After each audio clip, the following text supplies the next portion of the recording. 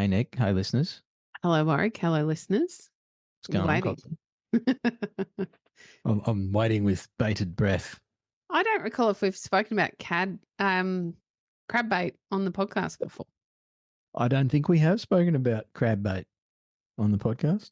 We probably need to share that story. But before we share the story, I'm going to share a joke. Are you ready? I'm ready. Actually, I don't think I am, but tell it anyway. What is the difference between a cat that took a nap on the Xerox machine and a cat that imitates everything you do? Okay, I can just about tell where this is going, but in the interest of time, go. One is a cat copy and the other one is a copycat. G'day, I'm Waz. And I'm Nick, sometimes Coxie, mostly Nick. This is the Tradies in Business podcast, and we're here to share a bunch of tips, ideas, tactics that you can put in place to get change happening in your trade business right now. If you're really lucky, we're going to entertain you with a few mum jokes, and more importantly, a bunch of fantastic guests that will educate you in all things you need to know about trade business. But we do promise to do it with a whole bunch of fun along the way. I'm a self-confessed idiot, so strap yourself in and enjoy another episode. I got the copycat for the second one. I'm thinking cat scan for the first one. That doesn't. Oh, make cat any scan sense. would have been a good one, actually. Well, that's the old joke about taking your dog to the vet about something, and the bill was $3,000. Like, what? All you did was wave this cat over my dog. Yeah, well, that was a cat scan. Anyway. Scans are expensive. They're more expensive my! for animals than humans. We're very lucky to have some sense of a health system. That's why I don't bother going and getting scans done on my dicky knee and my sore neck and all that, because it's $300, $400, $500 unless you're funded by the government, which is the taxpayers. I'm heading off to have my hip scanned. That makes me sound like 500 years old. It makes me feel 500 years old when it wakes me up every night. I had a good laugh with my GP this morning about the tendency for bursitis at my age. Yay. Yay. Yeah, collect the whole set. Why do I have to be the same as everyone else? I must admit, I allowed myself to feel old this morning, Nick. For those of you listening that don't know, I have decided to have another crack with the whole family thing. So I'm 51 and I have an 11-month-old son. I feel like I should go to a support group. That sounds like an AA meeting. Hi, my name's Warwick. I'm 51. I have an 11-month-old. Oh, welcome, Warwick. But he's cutting more teeth at the moment, which is awesome. And he's an awesome little dude. But when he wakes up 3 times through the night and my alarm goes off at 5 o'clock so I can go to the gym and do all my cool stuff as a, middle-aged man that gets in ice water and all that stuff, I sat on the edge of the bed this morning, Nick, and I groaned and I felt very, very old and very tired. It's amazing how it creeps up on you and surprises you every now and then. Like, it's probably not until birthdays that I stop and think about my age or my kids. My kids often give me a hard time about my age, but their father is like 7 or 8 years older than me. I can't even remember anymore. It's been so long. So my quip back is always, yeah, but I'm not as old as your father. So, and I don't pay them any attention, don't think about it. And then I have a birthday creep up and it's like, shit, when did that happen? Time just slips on by, doesn't it? Really does, especially for your children. What I'm finding still really shocking is how quickly the children grow, and there are blanks of time that are really hard and feel really, really long, typically when they're really little or when they're going through those challenging teenage times. And then there are other periods of times where I got caught up with an old client yesterday, as you know, and she was asking about the ages of my children. I'm like, oh, well, 28 and 22, and then I've got a bonus 3 that are 23 and 21 and 20. It's like, how on earth did they get to be that age? When did that happen? The passage of time. How can I be the mother of a 28-year-old person? How? Are you saying you're not mature enough to be the mother of a 28-year-old person? They seem like a pretty reasonable human being, though. Well, that's a compliment. Thank you. I'll take that. I'm yet to get to that stage. I can't claim any good parenting status yet. My daughter from my, it's not my first marriage, but anyway, my daughter from my previous marriage, uh, she's about to turn 13. Actually, no, I can claim some good parenting there, Coxie. I think you She's can. she's well adjusted. She's polite and compassionate and Good kid. kind, and she does pretty well at school and doesn't get into any strife. Uh, so yeah, maybe I have some little part to play there, even if it is only genetics. Isn't it funny how we discount our what we do? We tend to focus on the negative rather than the positive. So rather than, it's kind of the first go-to of, I used to say it all the time. Well, I got my girls to 21 and they're not pregnant. I'm a successful mum. That's the shittest thing to say or feel.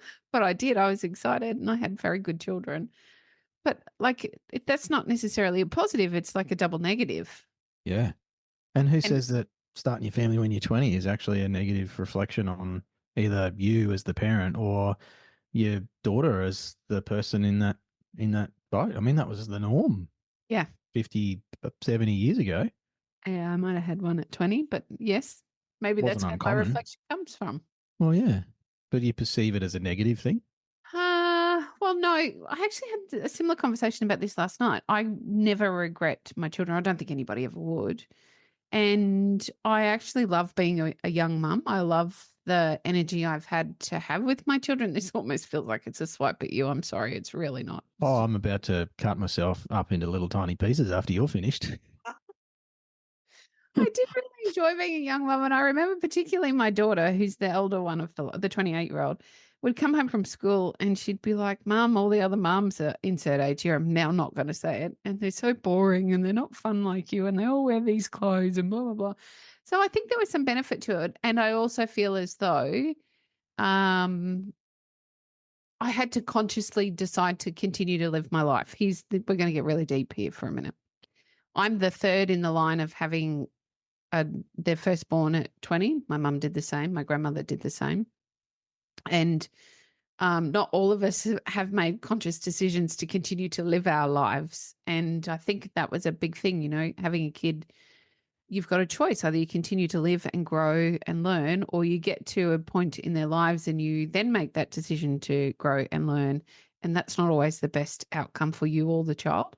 I didn't want to repeat some of the stuff I had seen in my family, and so made a conscious decision to continue to grow and learn, which meant that no, I don't regret it. And yes, it was very, very hard. It was very hard to have children without being very financially secure. It clearly didn't work out with their father and I, so that was very hard. That's been very hard for the kids. But that doesn't mean that it was the wrong choice. Or I have really well adjusted kids who have grown into amazing people that contribute well, and have dealt with a lot of their stuff. So I don't know. I guess life just takes you down the path it's going to take you down to some extent. Yeah. And, I guess this is an episode where you and I are sharing a bit more about ourselves for our listeners. And, if you want to get to know us a little more, then this is your opportunity, I guess, if you're listening to this. And also, I think it's important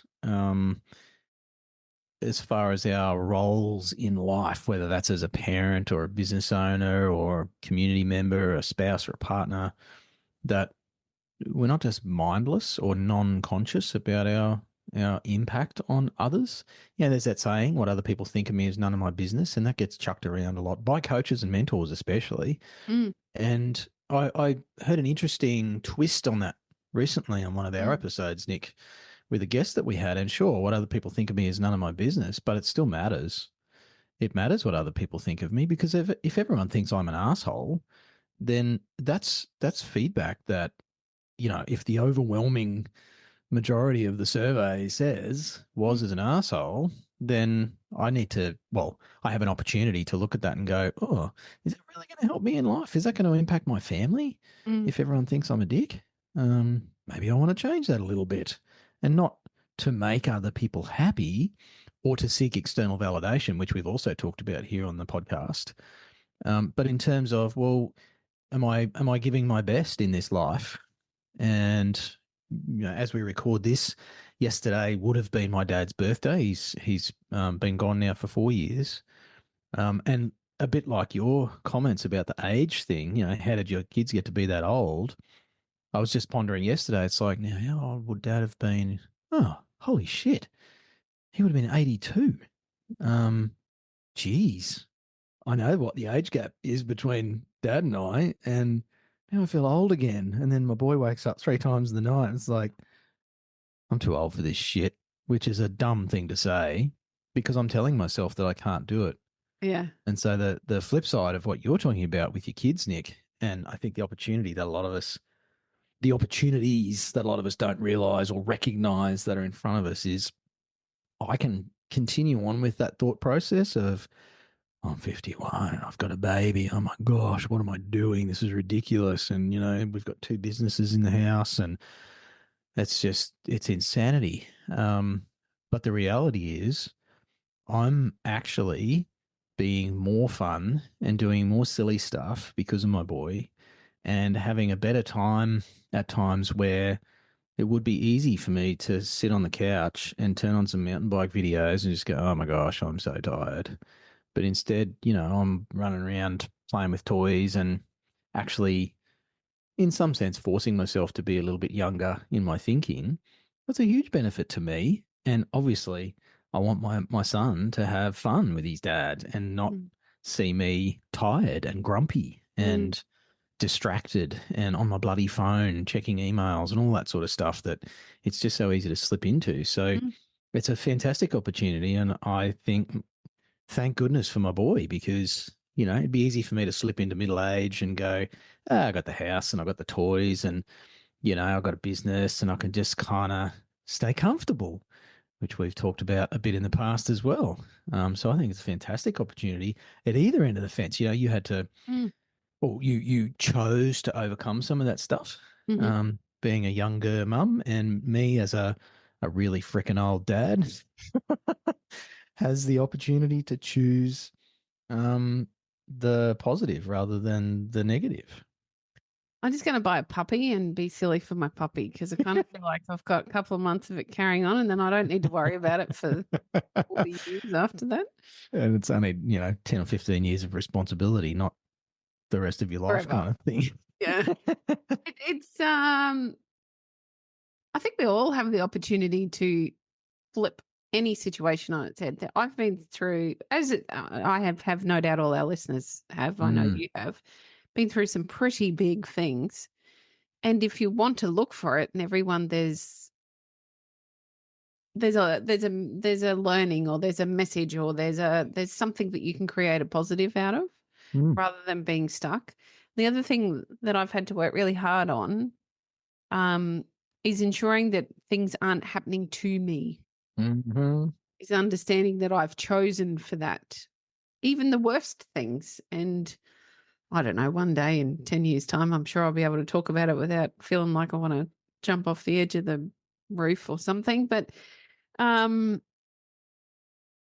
chosen those things, whether I like it or not. I've been directly responsible in some format for what has happened around me, with me, and to me. And I think that if we look for those lessons, then it doesn't have to be as painful as it might be in the moment. Because everything Still pretty painful though, isn't it, Nick?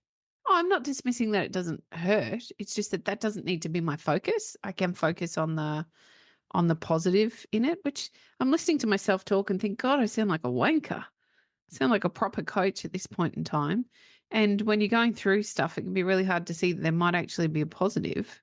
Your kids are sick, or your partner's sick, or your business is up the shit. It's very hard to see there may be a positive in that. Often it's not until reflection that you realize there was, oh, that's what I've been through that for, or that was the advantage of going through that. Usually in hindsight. 100%. When you get as practiced as going through shit as I have become over the years, you can learn to train your thinking to find the thing you would normally see in hindsight. It'll be right there in front of you.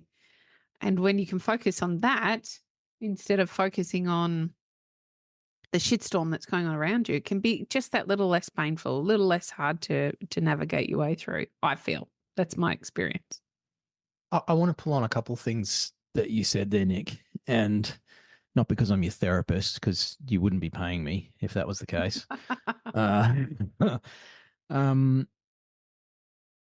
I'll pull on the first one. So, you said as you listen to yourself, it's like, oh God, I sound like a wanker, bloody coach. And I hear you say that, and I think it's an interesting thing that happens for us, particularly as Australians, but I think as Westerners, but mostly Australians, when people like us, wow, that sounds weird. People like us, people like you, um, are out there aiming to make a difference to those of you listening to this. And I guess, from a perspective of care and compassion for humans, for other people, yeah, sure, we run a business, we make money out of working with our clients. And this sounds a bit self-serving. We often get told by our clients or people that even don't become clients, but just chat to us about the potential of joining our program. The reason they talk to us is because they get a sense that we actually give a shit. It's not just a business. And I'm sure there's people out there coaching and mentoring where it sounds like it's just a business, but they really do care. They just haven't managed to show that in what they do, unfortunately for them. And so that whole thing of, and I do the same, Nick. So this is not just pointing the finger at you. It's like, oh my gosh, I sound like a bloody typical frigging coach, saying, oh, well, I've had all this hardship and there's always a positive in there, mate. So let's help you find it. It's like, oh my gosh, Waz, what are you doing? But that in itself is just BS, negative stories that I've been infected with over the years from, family members, people I've worked with, co-workers, whatever, that says if you're trying to help someone, you're a wanker. And so I don't want to turn this into a Nick, you shouldn't do that, because I know we're going to stop recording here and probably have a deeper conversation about me bringing this up on the podcast. But I'm also thinking about our listeners, there might be some of you out there who are trying to get ahead, and there's people around you doing that same thing going, oh, are you right, mate? Like, what's with all this positive shit? Life sucks. Why can't you just wallow around in it with us? And I think sometimes it's hard to actually get out of those negative loops because it feels silly, and it actually feels normal to be in a negative loop and do what I did with you this morning when we jumped on for a quick catch up before we recorded. I start whinging about stuff and complaining about things, and I hear myself do that. I'm like, what am I doing? I don't want to be that person.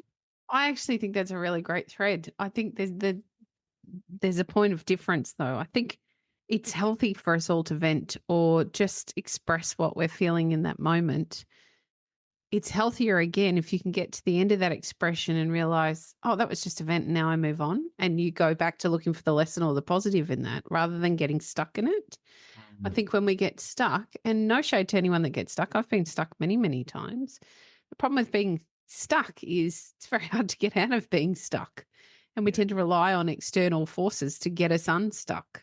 Yeah. I think one of the big keys to adult life is learning how to get unstuck. Actually, it's in life in general. Think about, I use examples all the time about teaching your kids how to ride a bike. And how our job as parents is actually to get out of the way, let them fall over a couple of times, because that's the only way they will actually learn. If we forever run around them with the training wheels on, or as our helicopter parents would like to do, holding on to them, they don't actually get to learn how to ride. Well, I feel like in childhood, it's a bit the same. We have to let the kids safely fail so they can build that. I don't like the word resilience anymore. I think it's thrown around too much, but perhaps it's strength or fortitude to face another challenge. I think it's the same in this situation. If somebody's always helping me out of my stuckness, so I have a rant because I've got some pretty funky shit going on in my life at the moment. I could be very stuck in that. And has been at times tempting not to show up, not to come and do what we do, not to find the positive in what's going on. And if I stick in that space and rely on someone else to help me out of that space, it can be very difficult. Never is a big word. It can be very challenging then to ever develop a skill set to be able to pull myself back out of that space. But for me, I think it's healthy to have those rants. I think it's healthy to have someone you can trust and rely on to just listen to where you're at in the moment and not feel compelled to fix it. That's something you do very well, which is hard for boys, I've learned. But just to give that space and the time, because in that rant, you've managed to let it go. by the end of your frustration this morning, you'd let it go. You'd come back to the positive, or how gosh darn cute he is and how difficult it must be for him. And aren't we doing great? And he sleeps so well. And I'm so lucky. You said all of these words this morning. And so you've pulled yourself back out to that point where it's like, okay, I'm ready to go on with my day. But if you don't get the rant or the vent or the frustration out, you're carrying that around until you have the opportunity to do so. It's very it hard to becomes process that. internalized. Yeah. And if you keep it internal, and I'm speaking to you listening to this, if you keep your stuff internal, then it actually is really hard to process it and move on from it. Actually, there's some cool stuff. And, we chatted with Maggie Dent on the podcast a little while ago, and we've had some fantastic feedback about that episode. And there's, Maggie's one of quite a few authors and speakers on that whole topic of raising our kids. But particularly, with boys and like tradie men, we're just boys. I don't have any tickets, but I love doing stuff with my hands. I'm a boy, and men and boys process emotion by going and doing stuff. Jumping on the motorbike and cutting some laps in the paddock, or hitting a tennis ball or a golf ball, whatever the heck it is, right? Climbing a tree. And so not doing those things because we're too busy and we don't have the time for it means that the feelings we're feeling stay inside and they don't get processed and they actually just accumulate. And you end up with a massive blockage, and you can't just call a plumber to fix that one. So I think for the ladies as well, if they don't have the forum to be able to talk through stuff, which is more the feminine approach, is actually expressing and sharing and processing through that verbalization of what's going on. Same thing happens. It gets internalized, and there's so many people running around out there with all this shit just blocking them up because they're not processing it on a regular basis. So I think it's a great point, Nick, and I'm taking that as permission to whinge to you every single day. You are more than allowed to. I was, Anyway, I think. That's true. I was actually thinking as you were talking through that this is not something you and I do. So I really want to preface it, not that anyone in our families ever listened to you and I on the podcast anyway. Thank goodness. Sometimes it's venting to someone about something they've done isn't the healthiest thing. Sometimes there's an opportunity to vent to another safe person about a situation you find yourself in, because part of the process of venting is cementing the way you think or feel. And often when we verbalize something, it's like, oh, I am being really unreasonable here. I'm so glad I told this person instead of telling the person that I thought needed to know. And so I actually think it's super healthy, whether it's that way or by processing, like you say, as most fellas do with their hands in one form or another. The venting in some form is extremely important for you to be able to process and move forward. Sometimes it can prevent some really yucky situations that don't actually need to happen. It's just because you haven't given yourself enough space and time to process what you went through to understand whether there really was, whether it was just a trigger or a reaction, or there was a really an actual problem that needed to be dealt with.